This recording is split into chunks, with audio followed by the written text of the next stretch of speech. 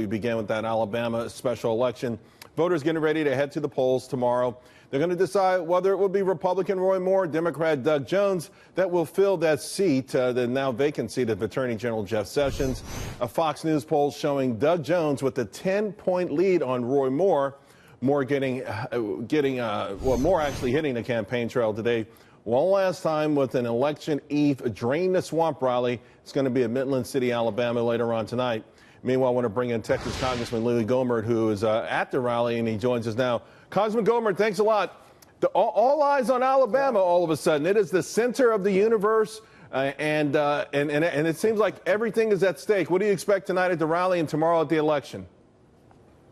Well, I expect the rally to be terrific tonight, but Roy had asked me to be here. I met him many years ago when he and I were both judges.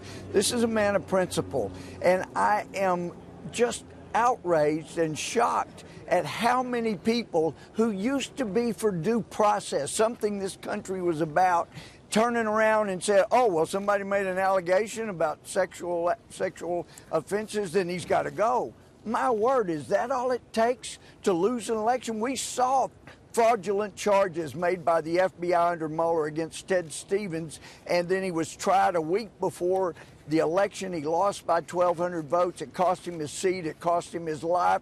And I'm maybe the only person here who's ever looked at a man in the eye and sentenced him to die because of what he did to a woman. I take those things very, very seriously. Right. And so but for heaven's sakes, make an allegation 4 weeks before the election. Let's elect Roy Moore, and then we'll work through this in the months ahead. Well, there have been several allegations made, right? And of course, when you start talking about 14-year-olds and young girls who aren't yet adults, that even adds, a lot more to the weight of the whatever you want to call it, the hand wringing. It doesn't. You look at them, there's one crime that's alleged by the 14-year-old, and you wait 38 years. You know, Charles, we have a statute of limitations so that you can't blindside people this far into the future after something's happened. How do you ever find somebody to show where you really were? Who has a calendar back 38 Ultimately, years I ago? don't disagree with you. Ultimately, only two people will know this. about this because it's 40 years old. But having said that, do you see tomorrow's election as sort of a referendum on that? Or does it go beyond that? Does it go back to the basic political points that probably would have been front and center if it wasn't for this controversy?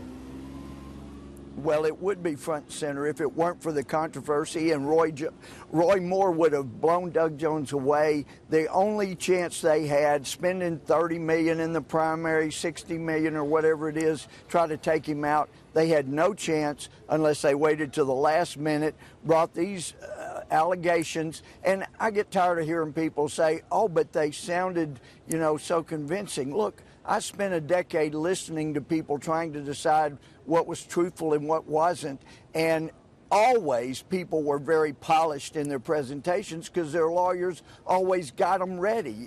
People like Gloria Allred, they make a living preparing people to make statements. That's not what you look at. Say, for example, if a witness says, well, he called or we talked on the phone in my room, then you find out she didn't have a phone in her room. She couldn't bring her phone into her room. She didn't have a cell phone. What else is she not being truthful about? So you see, you personally, with your legal background, you see enough holes in this 40-year-old story to dismiss it completely.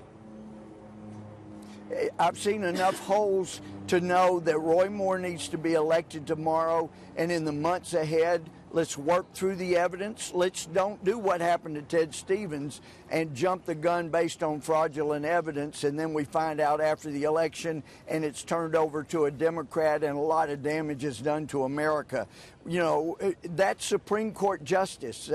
We got a confirmation with Mike Pence this past year casting the deciding vote.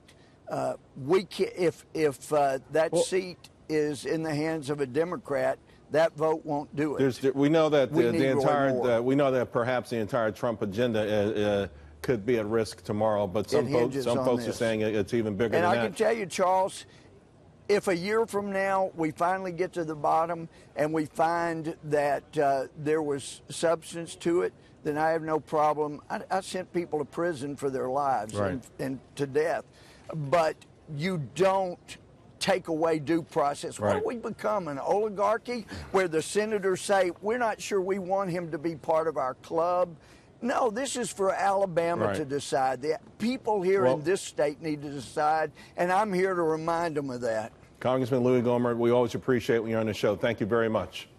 Thank you, Charles.